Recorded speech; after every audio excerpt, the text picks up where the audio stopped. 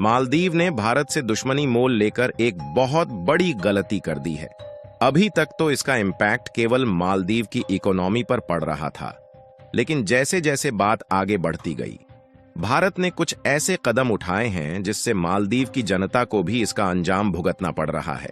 क्योंकि Maldives food import के लिए केवल भारत पर ही डिपेंड है, लेकिन अब भारत की तरफ से मालदीव को पोटैटो एक्सपोर्ट रोक दिया गया है। यानी कि कुल मिलाकर जो सबसे ज्यादा मालदीव में इंपोर्ट होने वाला फूड है वह है पोटैटो। लेकिन भारत ने मालदीव को एक्सपोर्ट किए जाने वाले पोटैटो पर पूरी तरह से रोक लगा दिया है।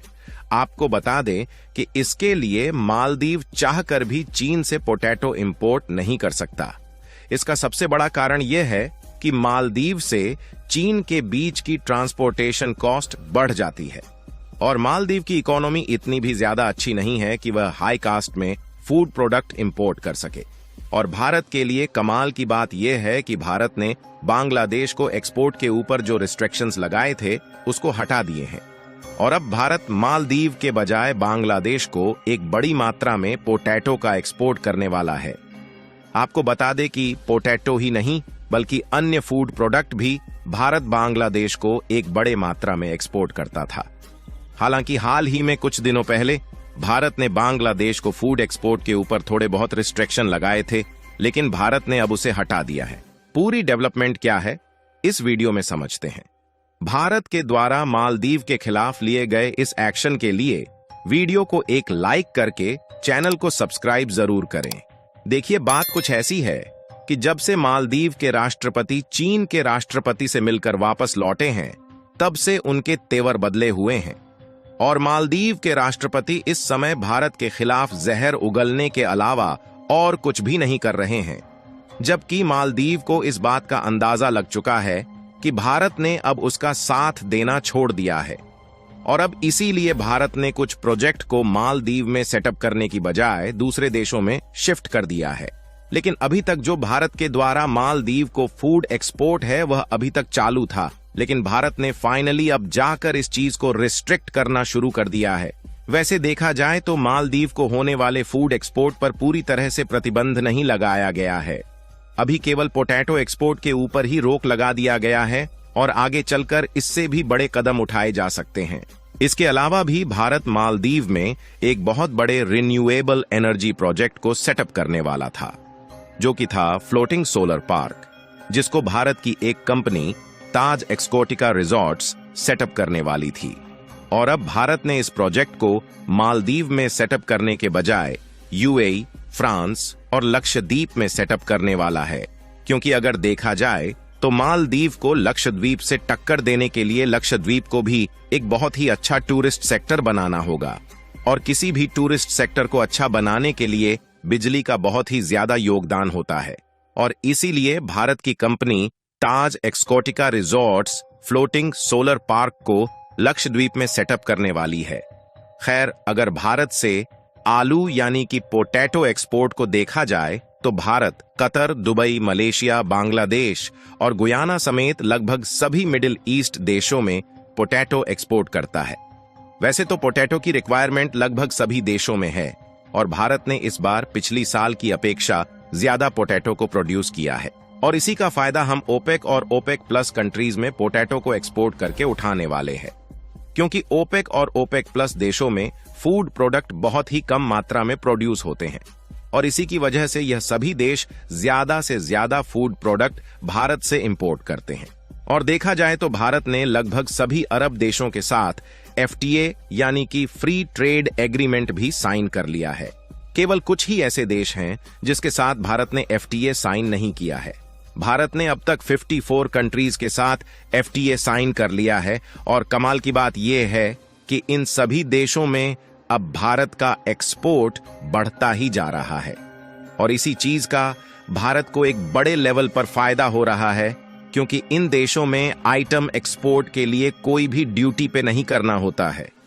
आपको बता दें कि कुछ सालों पहले भारत ट्रेड रिलेशंस में घाटे का सौदा कर रहा था, लेकिन 2021 के बाद भारत धीरे धीरे अपने बायलैटरल ट्रेड में इजाफा करता जा रहा है और साल 2023 की दिसंबर में भी कुछ परसेंट की बढ़ोतरी देखी गई और इस समय भारत का एक्सपोर्ट 38.4 बिलियन के करीब है, जिसमें भारत ने सबसे ज्यादा शुगर व्युत्पन्न मोलासेस यानी कि गन्ने द्वारा बने गुड़ का एक्सपोर्ट किया है। और भारत में गन्ने का एक बड़ी मात्रा में उत्पादन होने के कारण शुगर मोलासेस को एक्सपोर्ट करके एक बड़ी मात्रा में मुनाफा प्राप्त होता है और भारत के द्वारा इस पर 50% एक्सपोर्ट ड्यूटी लगाई जाती है, जिससे भारत की इकोनॉमी में इसका एक बहुत बड़ा योगदान होता है। यानी कि कुल मिलाकर भारत अन्य देशों को फूड प्रोडक्ट एक्सपोर्ट करता है और अगर देखा जाए तो मालदीव को एक बहुत ही छोटा हिस्सा इसमें से एक्सपोर्ट होता है। भारत को भले ही मालदीव को फूड प्रोडक्ट एक्सपोर्ट करने से ज्यादा फायदा नहीं होता, लेकिन इससे मालदीव की इकोनॉमी में एक बहुत बड़ा इम्पैक्ट पड़ता है। लेकिन मालदीव की हरकतें कंट्रोल न होने के कारण भारत को मालदीव का एक्सपोर्ट बंद करना ही पड़ेगा। और मालदीव ने चीन के साथ हाथ मिलाकर कितनी बड़ी गलती की है, इसका अंजाम उसको आने वाले 2-4 सालों में पता चल जाएगा। जानकारों का मानना है कि साल 2050 तक लगभग 70% मालदीव पानी में डूब जाएगा और केवल 30% मालदीव के आइलैंड बचने वाले हैं, यानी कि उसकी वैल्यू और भी ज्यादा बढ़ने वाली है। और इसीलिए चीन ने मालदीव को शिकंजे में लेना शुरू कर दिया है ताकि साल 2050 तक मालदीव को कर्जदार बनाकर उस पर कब्जा कर सके। एक रिपोर्ट के मुताबिक साल 2023 में भारत और मालदीव के बीच एक डील फाइनल हुई थी, जिससे इस साल यानी कि 2024 में भारत की एक कंपनी ताज एक्सकोटिका मालदीव में फ्लोटिंग सोलर पार्क सेटअप करने वाली थी और 2023 के अक्टूबर में इसकी तैयारी भी शुरू हो चुकी थी और जो समुद्र के नीचे केवल बिछाई जानी थी, इसका भी काम शुरू हो गया था। और इस प्रोजेक्ट से मालदीव की इकोनॉमी में एक बहुत बड़ा फायदा होने वाला था, क्योंकि मालदीव टूरिस्ट को अच्छी सुविधा देने के लिए डीजल जनरेटर का इस्तेमाल करता। लेकिन इस प्रोजेक्ट के सेटअप होने के बाद 4,39,000 लीटर डीजल हर साल बचाया जा सकता था और इसकी वजह से एनवायरमेंट पॉल्यूशन को भी आसानी से कंट्रोल किया जा सकता है। लेकिन मालदीव के नए नवेले राष्ट्रपति मोहम्मद मुइज्जू ने चीन और तुर्की के साथ हाथ मिलाकर इस प्रोजेक्ट को अपने हाथ से गवा दिया है और भारत ने इस प्रोजेक्ट को यूएई और फ्रांस जैसे देशों में शिफ्ट करने का फैसला ले लिया है। यहां तक कि भारत चाहे तो इस फ्लोटिंग सोलर पार्क को लक्षद्वीप में भी सेटअप कर सकता है, क्योंकि लक्षद्वीप में भी इसकी रिक्वायरमेंट पड़ने वाली है। देखिए, अब मालदीव की मिलिट्री को सिक्योरिटी के लिए ड्रोन की रिक्वायरमेंट पड़ गई है और इसके लिए मालदीव ने तुर्की से $37 मिलियन की डील को फाइनलाइज किया है। और इसके लिए जो मालदीव पैसा खर्च करने वाला है, वह सारा पैसा चीन से कर्ज लेकर ही होने वाला है। यानी कुल मिलाकर चीन के कर्ज में मालदीव की पिराई अच्छे तरीके से होने वाली है। आपको बता दें कि तमिलनाडु के कुछ जिलों में हैवी रेनफॉल की वजह से कुछ एयरपोर्ट पर रोक लगा दिया गया है। इसी की वजह से तमिलनाडु से मालदीव जाने वाली फ्लाइट अभी मालदीव नहीं जा रही है, जिसके कारण भारत से होने वाला पोटैटो एक्सपोर्ट इस समय रुका हुआ है, जबकि कुछ अन्य प्रोडक्ट जैसे कि टमाटर और प्याज का एक्सपोर्ट अभी चालू है, क्योंकि इन फूड प्रोडक्ट का एक्सपोर्ट अन्य स्टेट से किया जाता है। बाकी आप लोगों का क्या मानना है कि भारत को पोटैटो एक्सपोर्ट फिर से चालू करना चाहिए या नहीं? अपनी राय कमेंट में जरूर बताएं। मालदीव के खिलाफ भारत के इस शानदार कदम के लिए इस वीडियो को एक लाइक जरूर कीजिए और अपने मित्रों तक इस वीडियो को शेयर करें ताकि उन्हें भी जानकारी मिल सके।